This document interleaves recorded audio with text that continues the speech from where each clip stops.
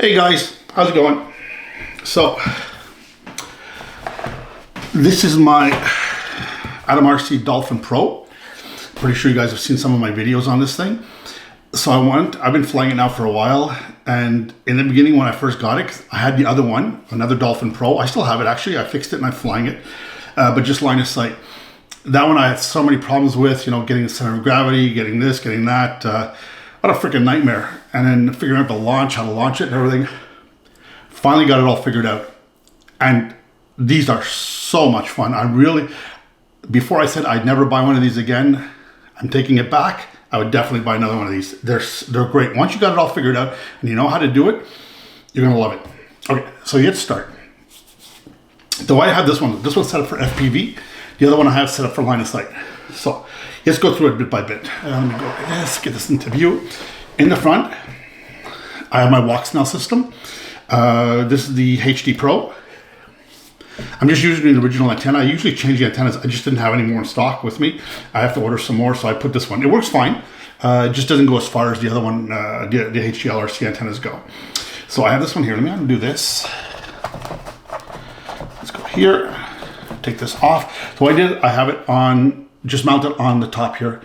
For me, I always mount them on top. I never mount them on the inside. This way it gets lots of air. You'll see there's cooling fins on here, and these things work fantastic. I've never had one overheat on me, even just sitting on the ground if I have to get satellites. But even then, there's a connector here, which plugs to here. And this is, I leave this unplugged until I get satellites. That's for that.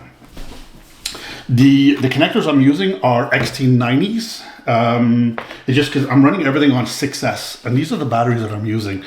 These are Samsung 18650s. These are 15 amp batteries, and these are the Molicel 21700s, 45 amp batteries.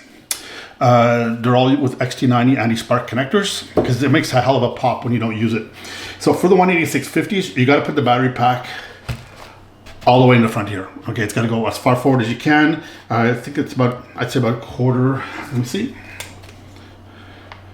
It's in half an inch back from the front wall here, the top right here. Hang on a second, let me get my pointer. From here to here, it's about a half an inch, okay?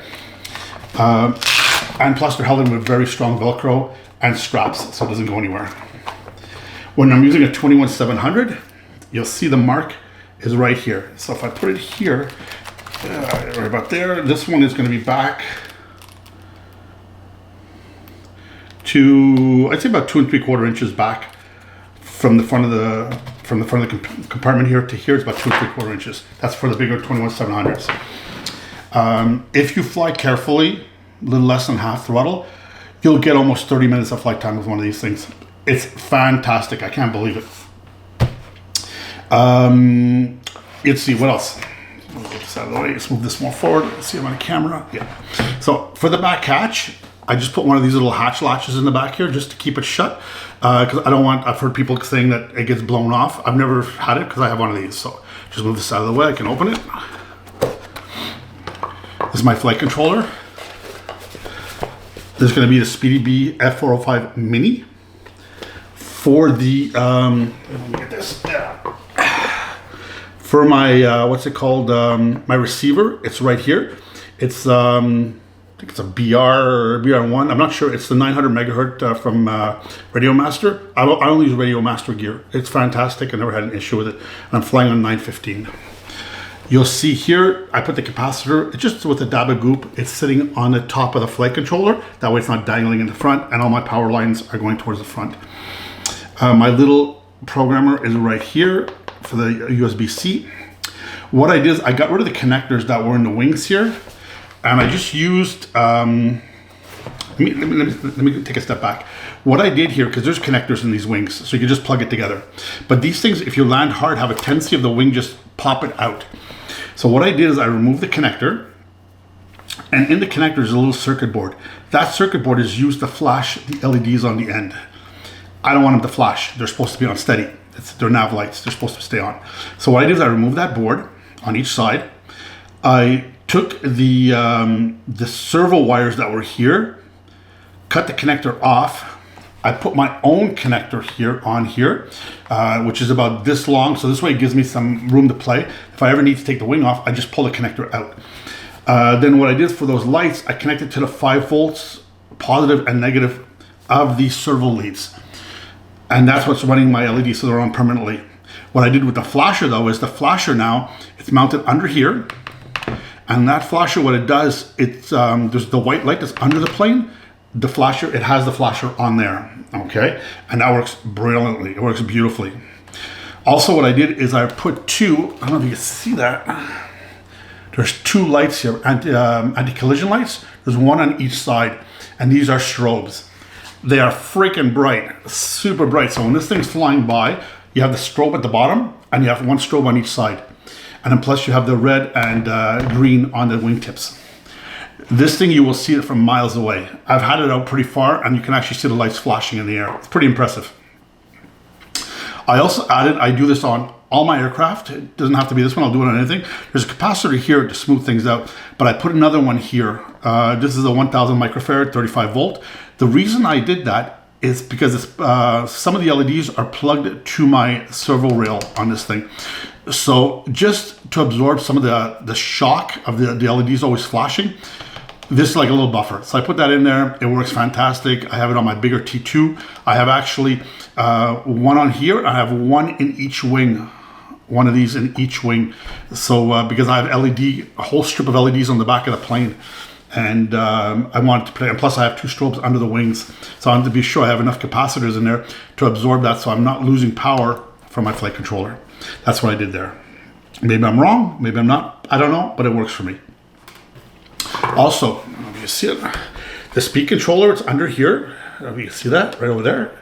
Now what I did is with that speed controller, when I first got it, I took this off. You pull the speed controller out. Imagine if this is your speed control.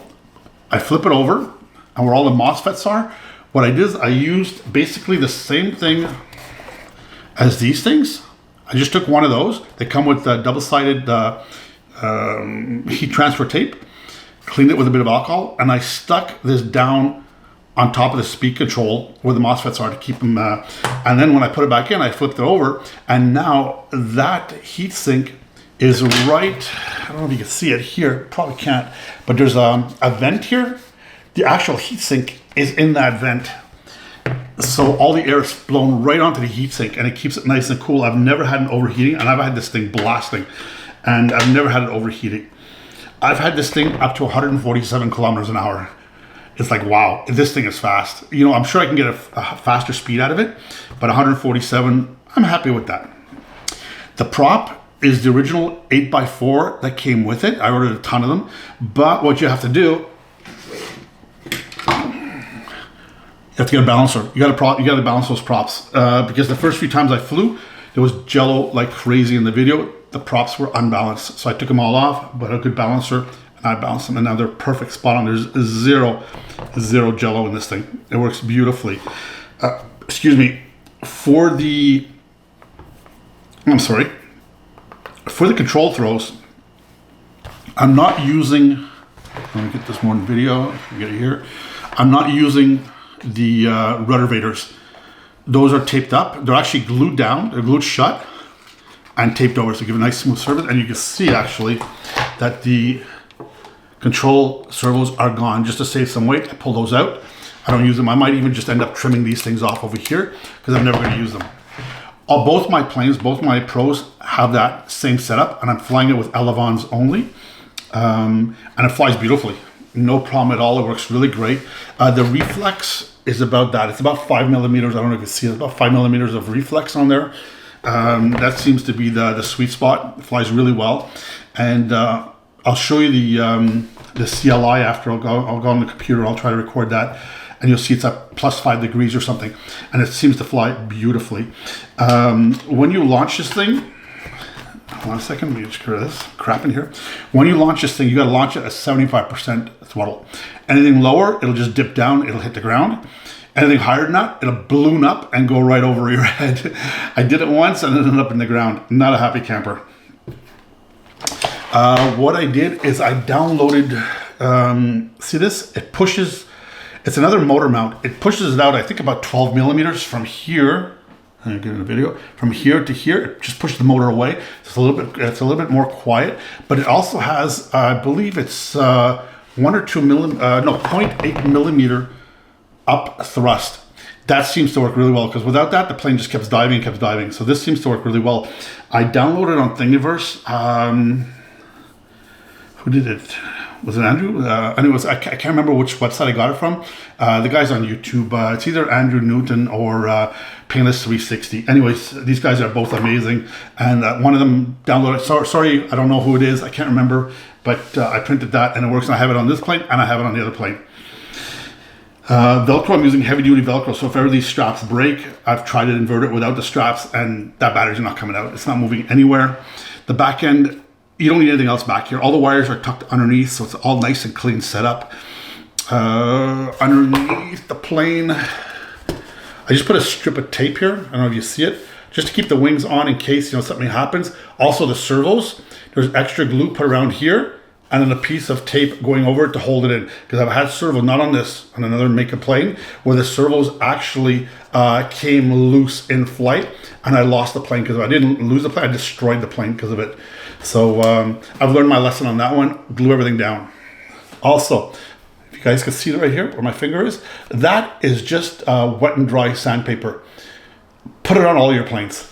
What a difference, because you're going to hold it there to launch it, and it gives you such, like, your fingers are not going to slide on that. It works fantastic. Excellent. So that's what I do. I do that. Every single plane I have that's hand launched has that on there. What else is there? That's basically that. I think that's it. I pretty well covered everything. The nose cone is just one drop of goop. I don't have any camera equipment. I don't have anything. I never put any of my cameras in the front, because if this thing goes in the ground, I don't want to take it out an expensive camera. But that's it. Besides that, it's got great range with 900 megahertz. I've never had an issue with that. Even the video, the distance I fly sometimes, it works beautifully. Just perfect. I'm going to order another antenna though for it. I'm going to get the HGLRC, the long one. It's about this long. So it's going to give me better range, and it's going to be better. So I'll do that. And that's about it. So let's go on the computer now, and I'll add it to this video. Okay, here we go. Let's keep going. Now, this is for my Dolphin Pro. You can see this is live. I'm plugged into the flight controller. So this is everything's here. Now, let's start bit by bit. Navigation is safe. No, obviously not, because I'm plugged into my computer and I've got no satellites or anything like that. So here we go. So that's a status screen. Next screen, calibration. It's all been done. There's some numbers there. If you want, you could follow this stuff. I wouldn't copy it because every plane is different, okay? This is just my setup with mine, just to share it with you guys. For the mixers, we're going to go here, normal motor direction. I do have the brake. I went into the ESC control. I don't remember what it's called. I'll have to look it up. But you can go in and you can reverse, not reverse, but you can put the brake on. So I have it set so the brakes do come on when I power all the way down. So that way my prop is not spinning on landing. If you look at my mixer here, I have it set up for a normal flying wing. It's flying wing up here. Come down here, and I just got one motor. I have stabilized roll, stabilized pitch, stabilized roll, stabilized pitch. For my servo 1, I have minus 45. That's going to be for the roll for my aileron, so it's 45%. And then for the pitch, I'm at 70. For when I'm flying manually on my other plane, I'm using actually the same setup, except this is at 75 instead of 70. And that seems to work pretty good. That's for that. On the outputs, they're not bad. If you look here, they're pretty well centered. It's all good here. So I'm using D-Shot 300. I have enable motor and servo output. I'm using 100 hertz because these are all metal, not Metal Gear, but digital servos. So I'm putting 100. It says here stop motors on low throttle. Throttle scale 1. These numbers, I don't touch any of that. That's all stock. Over here, what I did is servo 1, the midpoint is 1539, servo 2 is 1485. That's because I'm flying this thing with auto trim servos as you're flying. It does that. For my rate control, I'm using 80% rates on it, not 100%, because I find auto 100% is way too much. This plane is all over the place at 100%. It's way too sensitive. If I go to ports, if you look up here, this is for my setup, for my walk snail setup. I'm using UART1 for my serial receiver. If you keep going down, UART3 for my GPS. Keep going down, keep going down, keep going down.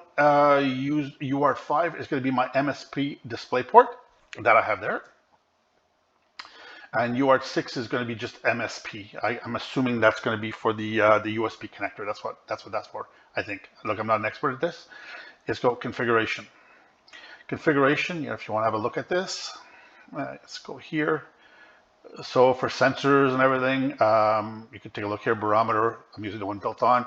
For pitot tube, I'm using the virtual one, so I can actually have it on my screen. It works really nice. And you'll see my OSD setup after. Rangefinder don't have, optical flow don't have, I2C speed 400 kilohertz. Let's keep going down. These are the features I'm using: GPS for navigation and telemetry output. I'm using that. Let's keep going down, keep going down. Black box data recorder, that's on. Enable motor and servo output, obviously. OSD is on. Permanently enable air mode, that is always on. Permanently enable launch mode for fixed wing. I use that all the time with these things. They work fantastic. Better than smacking it in the ground all the time. The first time I used it, I didn't realize I launched it and the plane just smacked right into the ground. What the hell? It just dove straight down. I didn't realize I had the flight controller inverted in the plane. It was backwards. So on my display, it was working fine. But when I'm at the field, why is everything backwards? My fault. That's just set up. So I redid the whole thing and did it properly, and now no issues at all. Continuously trim servos on fixed wing. Yes, I'm using that. That works really well. And like I said, for launching this thing, you'll see later on in the launch throttle setting what it is. I'll show you. Battery voltage monitoring, yes. ADC type, it's going to be raw 1088. That's to give me the proper voltage scale. Battery current monitoring, yes. ADC, it's at 180. I calibrated it at 186, and that seems to work very accurately. It seems to work well. I don't fly mount on 4S, I fly on 6S, so I just put a 6S here. And it's 4.25, 3.3 minimum cell, 4.2 cell voltage. Usually when I'm about 4.5 roughly, I'll start, 4.6, 4.55, I'll start thinking about coming down. Capacity is between 4,000 and 4,200, so I just leave it at 4,000. And what I do is on my on-screen display, I go by cell voltage. When my cell voltage, it's about 3.5, 3.55 or something, I'll start coming in for landing, because I definitely don't want to run out of juice with this thing. Go to the next tab, failsafe. Set for return to home. Nothing else. I don't want dropping out of the sky for sure. Tuning. Just have a look at the settings here. This is some of the settings I'm using. I don't think I've touched, if I don't remember, I might have touched this. I don't remember what the stock setup was, but use this. These work fantastic, these settings. Same thing, pit gains. This I changed, 10, 5, and 0. It works really well. I have a zero porpoising with this aircraft. Even at 150 kilometers an hour in cruise mode, it doesn't porpoise at all. Nothing. For rates and expo, these are my rates and expo I have. Since I have no yaw, all the yaw is down to 0, so don't really need it. My roll percentage is 120. You could probably set that higher if you want. My pitch is 90. Stabilized expo, I'm at 35%, and manual expo, 35%. Manual rates, they're all at 100 here. For filters, I don't think I touched anything here. This is, I believe is all stock. For mechanics, the only thing I changed was here. This is at 5. It was at 4 before. It needs 5. It flies beautifully on 5. So that's that. Let's go to advanced tuning. So idle throttle, I put it to 75%. So as soon as you arm it and it goes into return to home, as soon as you rave that throttle stick, it goes right away to 75% throttle. And then once you launch it, it goes up to 1850 to give it that extra kick. But it needs 75%. If you put anything lower than that, it will smack into the ground. So I found 75% seems to be the sweet spot for this thing. And you got to give it a good heave-ho. If there's wind, it's even better. Maximum throw angle, 45 degrees.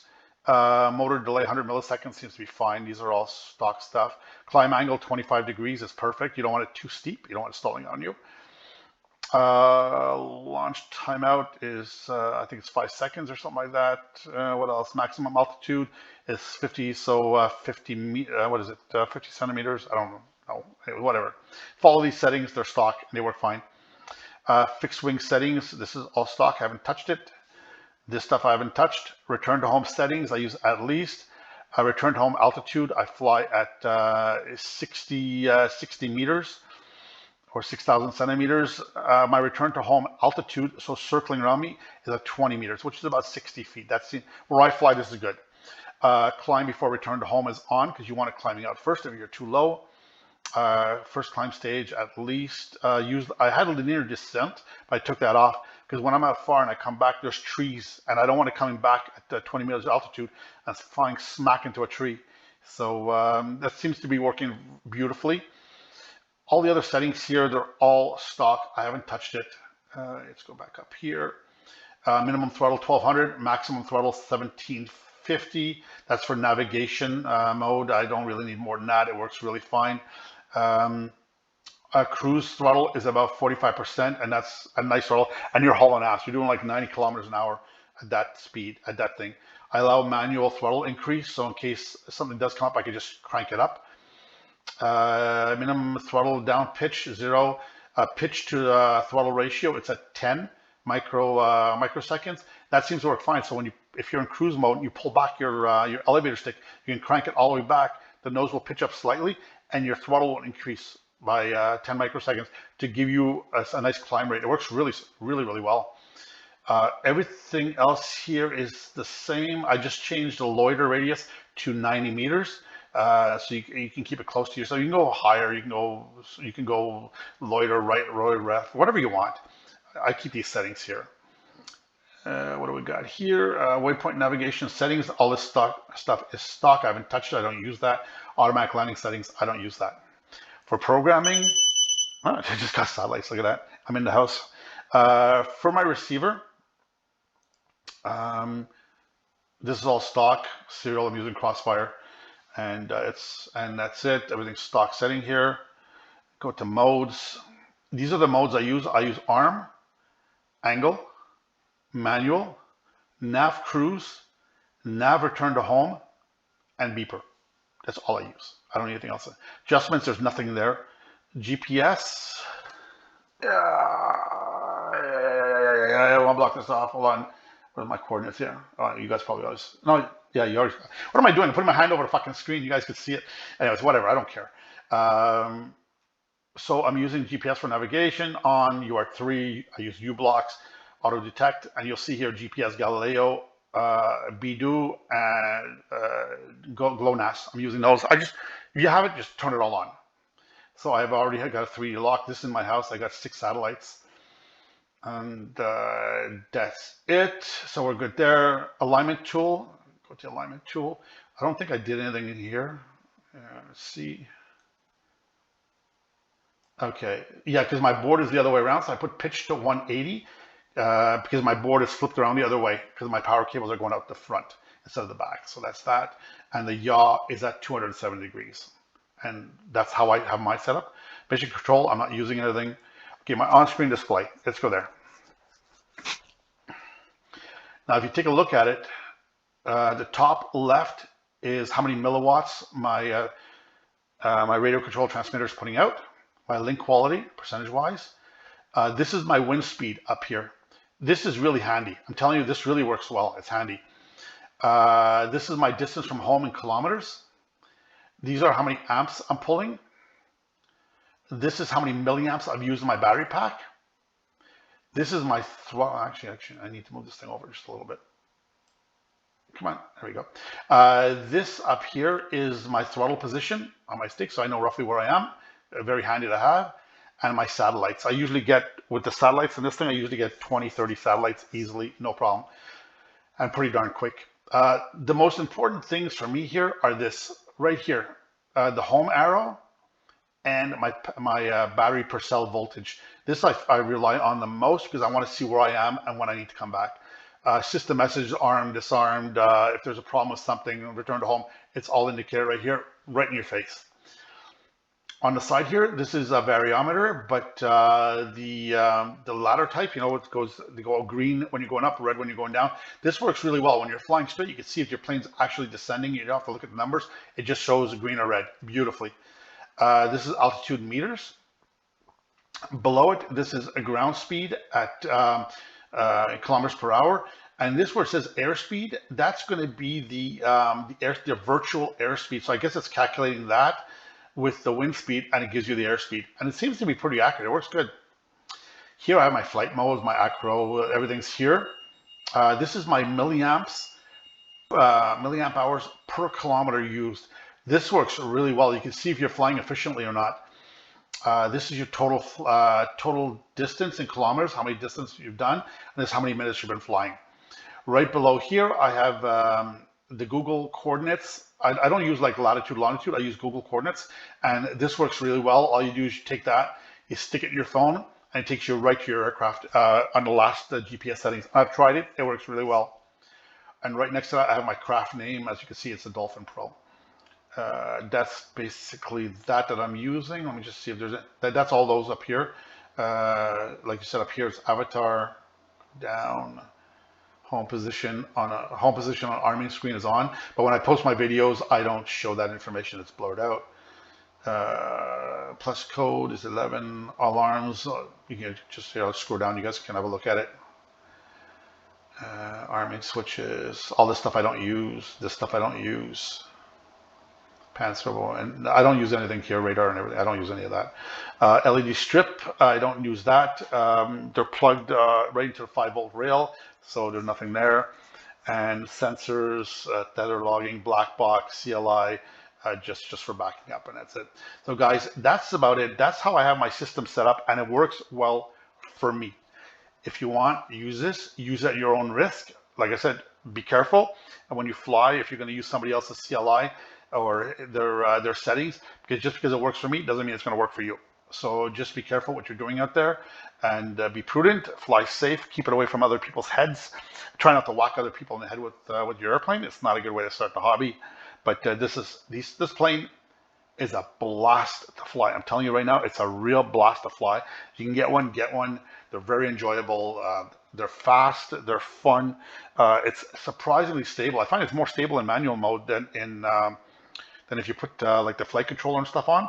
But mind you, on a nice day, you want to put in cruise, you put in cruise and just sit back in your chair, relax and fly it. And it's fun, man. It's really, really fun. It's one of the most fun planes I have. I got a lot of FPV planes, and this one I'm really, really enjoying. I'm taking it out the most. But anyways, guys, that's about it. So take care. Have a great flying, or the end of the flying season. And take care, guys. If you have any questions, just leave them below. Thank you. Bye now.